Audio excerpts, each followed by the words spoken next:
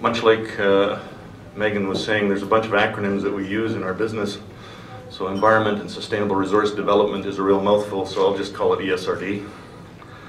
And the South Saskatchewan River Basin is the SSRV, for those of you who are following along. If I use any other acronyms, feel free to ask. Some context. I'm going to speak to the challenges in infrastructure that we have for water and watershed management, as opposed to policy, process, science, although we have some science as engineers. ESRD owns about $7 billion worth of water management infrastructure in the south end of the province. This includes a dozen major dams, many reservoirs, several lengthy canals, lots of smaller dams and little ponds and places all over. Each of those numbers up there represent a piece of infrastructure within the SSRB, and the red squares indicate dams that if they failed, there would be significant impacts. And I always love to use the example, if the Traverse Dam ever failed, there would be 3 meters of water in Medicine Hat. So you get some sense of the size of some of these structures and some of the issues that we get to deal with. Our now called operations infrastructure, for those of you who are familiar with WMO, water management operations, we got a name change in the last month. Again. Anyway, we manage water supply to or with 13 irrigation districts in the south end of the province, several municipalities, and at the same time we're trying to manage water flows through our infrastructure to meet the healthy ecosystem requirements in the rivers and to meet our license requirements. Yes, we are the government, but yes, we have licenses like everybody else that we have to meet the requirements on and report on. In a basin where, of course, 30% of the water flows and 80% of the population lives, managing to meet all those expectations is a significant challenge. So what are the challenges? Well, let's have a look at a few here. Climate change. Climate change for someone from southern Alberta seems to be a way of life as opposed to a new phenomenon. If you don't like the weather, wait for 20 minutes is a standard cliche, and I think we all understand that. I don't want to debate the causes of climate change. I think scenarios, models, forecasts all tend to indicate weather and climate patterns are changing from what many of us have experienced over our lifetimes. There are some suggest that this is cyclic, and the cycles are just longer than our memories. For some of us, that's any time since last week, of course, but you know, we'll work on it.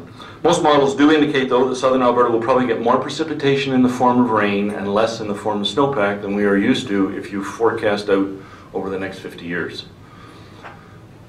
I would say there are occasions in the last 5 or 10 years where we've seen some of that. We've certainly seen lots of rain. Variation in climate or change in timing and form of the precipitation would probably mean we would see more frequent and perhaps more severe flooding happening at different times of the year. Models also predict droughts similar to what we have seen and even perhaps more lengthy than what we have seen in our past. And certainly any drought puts pressure on management, negotiation, collaboration, all of those skill sets amongst all of us who are trying to use and share that water. Here's a new one. Biological impacts are going to be a challenge. They're not here yet, but this is, they're starting to encroach on our infrastructure. We certainly, I think there's many of us here who would suggest, well, we may not have seen the animal version of invasive species. We've certainly seen a lot of plant versions. In the last 2 years, we have spent something in the neighborhood of $500,000 removing flowering rush from the canal in the middle of the city of Calgary. It's a big impact. It's large resources. What you have here is a result of an invasion by freshwater mussels, quagga mussels, or zebra mussels. Everybody's heard of those as well. That's a 3-inch PVC pipe being strangled by mussels. A single mussel, creating up to 1 million more, transported from an infected water body, can be responsible for contamination of a once clean water body in a season, very quickly. They clog boats, they ruin beaches with their shells. Anybody's ever stepped on any kind of a seashell with bare feet? Yeah, it's exciting. They clog up pumps and water lines. There are places in the States where they have built dual water treatment plants in order to shut one down and clean it out while they use the other one because of this kind of invasive mussels. They can certainly be brought in by unknowing boats from contaminated water bodies, most of them still south of the border or to the far east, that being Ontario. But mussels can live up to 30 days out of water and still be alive and still cause the problems. So they are a problem. This one I kind of like. This is on a gate at a dam in the States. You can imagine the extra weight you've got on that gate. So all of your equipment that's raising and lowering the gate is under a huge strain and possibility of failure, plus just the cost to clean it off. High pressure water, high pressure steam, and lots of manpower, I think, is what it takes. On that note, ESRD, under the guidance and direction of Dave Ardell, is going to launch a fairly significant campaign this year, assuming we can find some bodies to help as a result of budget cuts, to warn of the need to keep these and other plant and animal species out of Alberta waters. And we've seen a lot of the ones on plants already. There's often advertisements at the borders of our various neighbors. Other challenges? Expectations are a challenge. Creating reservoirs at our lakes and ensuring year-round river flows has raised expectations among many stakeholders. Fishermen come to expect certain water levels in streams and reservoirs, proper water temperatures, and of course fish. Irrigators and food processing companies expect supply for their demands, when they need it and when they have to have it.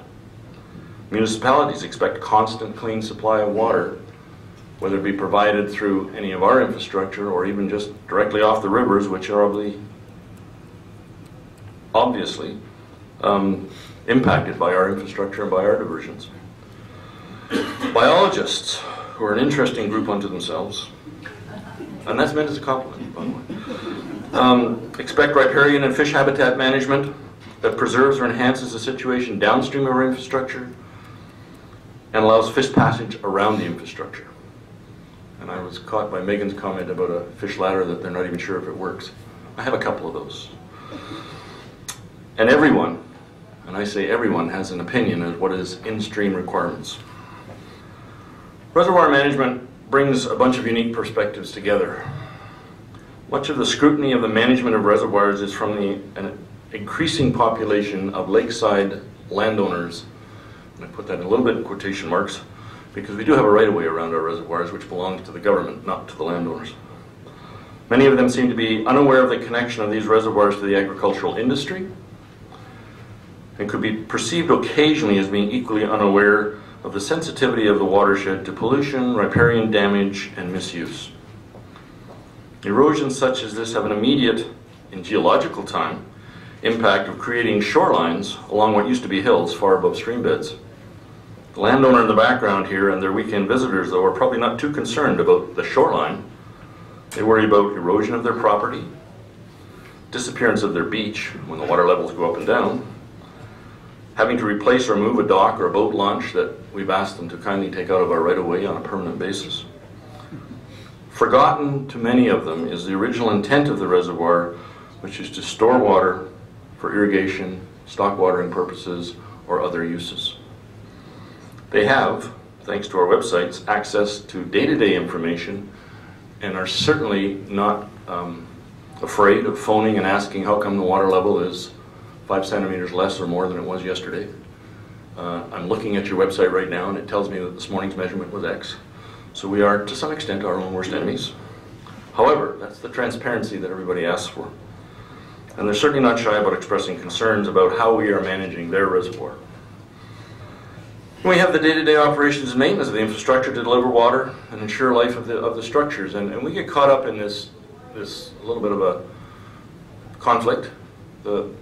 We have to make sure the infrastructure stays there, and at the same time we have to operate it to meet everybody's expectations. That costs money. Some data about our structures. By 2020, about 56% of our structures will be older than 50 years. That's getting pretty old in the lifetime of even a dam. 30% of these are rated as high consequence. We saw some of those little red squares on the first map. They're failed or serious issues. However, probably the more important part of the infrastructure is many of those where the dam or the main structure is older than 50 years, particularly in the Old Man Basin, have pieces internal to them that are older than 100 years, or close to it. These pieces we keep under pretty constant scrutiny because often they were installed with the thought that they wouldn't still be there 100 years later, and replacing them means probably fabricating something from scratch because there isn't anybody building those parts anymore, and getting them into the places we're at. Inside our dams we have tunnels and valves and things like that, and you try maneuvering a 4-foot valve into a small tunnel under a dam, given the weight and the size and problems, and it starts to present some very, very interesting challenges in itself just to keep that infrastructure operating. Here's the other challenge that doesn't get a lot of time and gets a lot of conversation in our offices, but doesn't get a lot of light of day, I guess I would say, is staffing. Equally challenging is the need to find in the new generations those who are interested in solving these challenges and have the depth of vision needed to make it a lifetime career. We are, like everybody else in the world, losing many of us who have long since got to the age of retirement or would like to, and we're not really filling in very well behind it in the hurry that we probably need to. In a generation or many generations whose interests often lie in the answer to what's in it for me or how soon to the next interesting challenge, the challenges in water management and its infrastructure may seem glacial in their pace towards resolution. Motivating them, attracting them, often to small town locations, and retaining them as incumbents reach retirement age creates its own set of challenges, perhaps paralleled in the search for rural doctors. Technology and remote communication abilities can help. Diversity of problems in geography may be attractive. Creating more internal opportunities for cross-training or advancement can help. Family life in small towns does appeal to lots of people. We just have to find the right ones and get them out there. Diminishing budgets for water infrastructure in this province and advancing age of the experts in the field is presenting a problem as well of diminishing expertise within the consulting companies that we use. The experts retire and companies find little demand to fill that slot with the same expertise in this province. We don't drive a very large capital budget. We don't have a lot of water projects compared to our neighbor, particularly to the west. The expertise ends up being brought in from Vancouver or off the island or whatever else. That doesn't help us here in the province when you need somebody on 20 minutes notice or an hour's notice to come out and help. So, an issue. We are also, as dam owners, subject to a dam safety regulator who actually resides in our department, and a dam safety program. And this is a quick example. You're looking at the downstream side of a dam. You can see seepage, poor slopes, extensive overgrowth, among all other problems. Dam safety reviews highlight some of these issues. Then we have to prioritize for life and safety problems, for downstream impacts of failure, for downstream impacts, period, of what's going on, economic and environmental sustainability of the issue, contemplate and discuss and come up with some risk reduction and elimination processes, and then we go to find funding. As everybody knows, that's always a challenge, and if you listened to the budget last week, it's going to be a bigger challenge. As owners and operators, we're also challenged to be able to respond to the possibility of disasters and the reality of emergencies that might happen. Recent events like Hurricane Sandy and ongoing issues like the drought affecting the large chunks of the United States in this last summer, been an upswing in discussion of disaster mitigation, risk management, emergency planning. What are we doing for these things? Lots of online noise, if you want to call it that, on the web about how do we plan for these things. Is anybody prepared? Interesting enough, you can look at those as opportunities to engage the public, to bring them in and have good discussions about what would you do in certain kinds of emergencies, and in fact push the decision makers to perhaps be better prepared. We do have a program to have emergency response plans and emergency preparation plans for all of our structures, and we try to exercise some of those every year with our stakeholders so everybody understands what could happen. Problem is you can't predict the time and place and the size and whatever else it is, so you kind of are working in that context of, well, we have a plan and we have contact numbers and we have an idea of what we might do. We just hope it doesn't happen today or 4 o'clock in the morning. The other challenge that we are getting into, and it's been talked by many speakers, including our minister just an hour ago, land use planning. This is the watersheds in Alberta, and I noticed they actually didn't break out the Red Deer one, but in reality, the South Saskatchewan River Basin is a big basin. Land use planning efforts allows for, but in fact should insist on, I think, the leverage of land use issues in the management of water in the watersheds. And the opportunity to come forward and bring those issues into that process is there. As our minister said, and I would add to it, I would encourage people to be part of that conversation and to bring water issues into the forefront, because I think, personally, I think that land use will have a bigger impact on a lot of our rivers than people really understand today. The water conversations that are going on have certainly emphasized the expectation of people that that connection will be made, that the land use planning will deal with water management planning. Hopefully that leads to some action out of the whole process.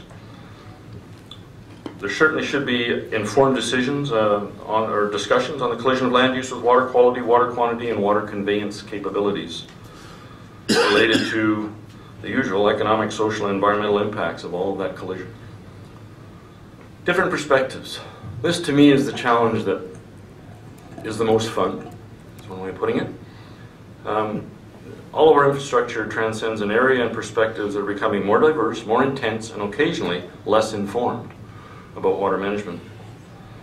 Increasing settlement of lakeside land by reservoirs, and I talked a bit about this, and accompanying interest in water bodies for recreational or spiritual enjoyment has brought the infrastructure and its operation under increasing scrutiny.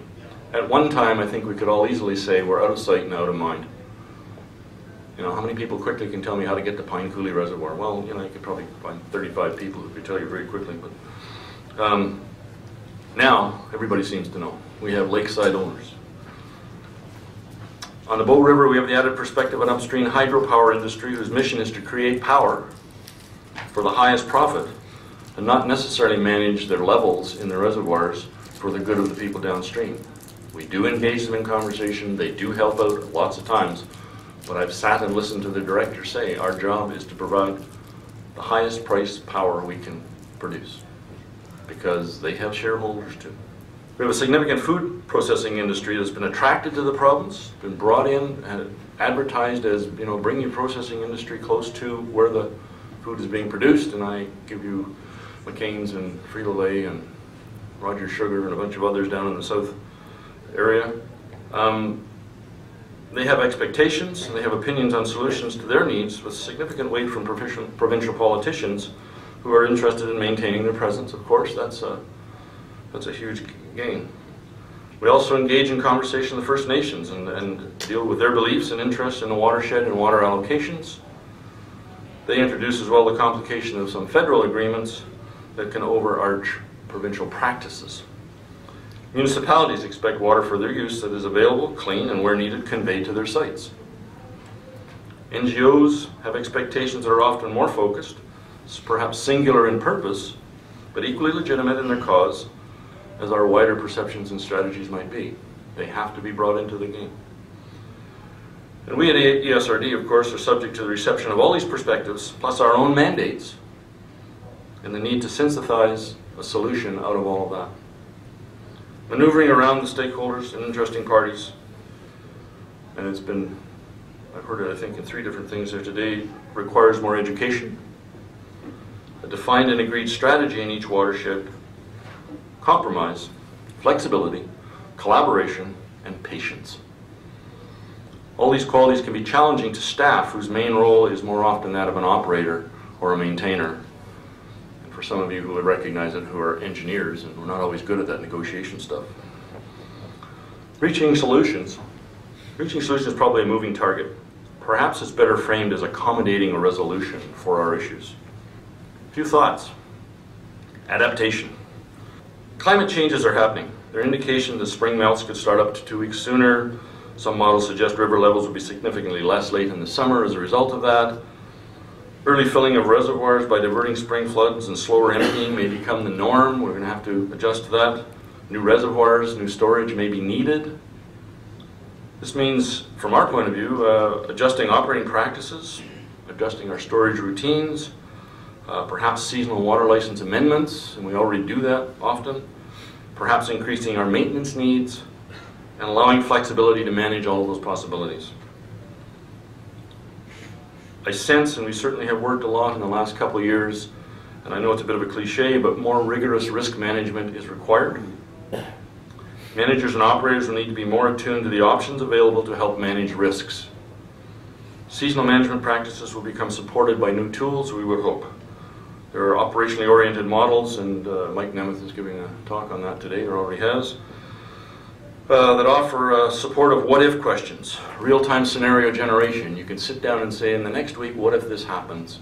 Run the model. 20 minutes later, you at least got some sense of these are the kinds of decisions you might have to make, because this would be the impact of that kind of happening, event, on your infrastructure, on your water course. Reviewing those what-ifs in a longer term could also lead to consideration of options for storage, or perhaps different use patterns within a basin. As an example, most models show sequential drought years could become more prevalent. You could get 1, 2, or 3 years in a row. So you're going to have to be weighing the probabilities of that happening. And of course, you can never forecast exactly what's going to happen. We can't get the weather right over 5 days, so trying to guess what's going to happen in 3 months is a little difficult. But you still have to allow, while you're planning that you might have a drought, you have to allow for the possibility of a 2005 event. And that's going to test the flexibility of our systems, of our infrastructure, and the managers, and of course the stakeholders. But it's necessary. We have always done it this way may not suffice as a decision support statement if the reservoir is running dry or about to overflow. Climate change should encourage more robustness of the decision-making processes as well as the infrastructure that we manage. Some of the other challenges will persist, and I think we need strategic collaboration. Watershed and water management should and will include conversations and commitments on the value, be it economic, social, environmental, or any other intrinsic value of water. Supply protection in watersheds in times of flood and drought will need commitments and agreement on desired outcomes. We need to understand what the outcome is we're looking for amongst all the stakeholders. Intrinsic, spiritual, and economic value of water uses will need debate, a willingness to compromise for the greater good, and I hesitate to try and define that, and constant renewal of conversation as we go forward. I don't think any of this is going to have a great discussion and an answer and everybody's happy with that for the next 20 years. In fact, I would suggest if you're happy with it for the next 6 months, the conversation will start again. Land use in watersheds needs connection to the water management plans and the realities of what can be supported in that watershed. Growing regionalization of development along with water management plans that include sharing water infrastructure will initiate change. It'll need policy direction, compromise again, and collaboration to make it work. And of course, all of these solutions are framed in a number of pressures, constraints, and realities. Aging infrastructure will need capital funding in time of restraint and constraints. Policy within government and stakeholder organizations will need adjustment while recognizing some transboundary constraints we have and expectations of everybody on the watershed, along with the provincial needs. Realities of climate change, demographic change, and urbanization should drive strategic thought and discussion looking at outcomes needed for next generations. We need to talk about what do we want it to look like and figure out how we get there. Attracting and retaining staff requires a longer-term strategy than we have been using and recognizes changing technology, career expectations, and a reward system that works. Applying land use plans and regionalization of infrastructure to existing infrastructure and our water allocations will mean negotiation, empathy, compromise, and collaboration. Through all of this, there's an overriding need to engage in careful risk management of those ongoing issues and proposed actions. If we do not properly weigh those risks, we can find ourselves very quickly in crisis management that quickly escalates into the political arena, take my word for it, where we in SRD are not the spectators but the gladiators, often facing the lions.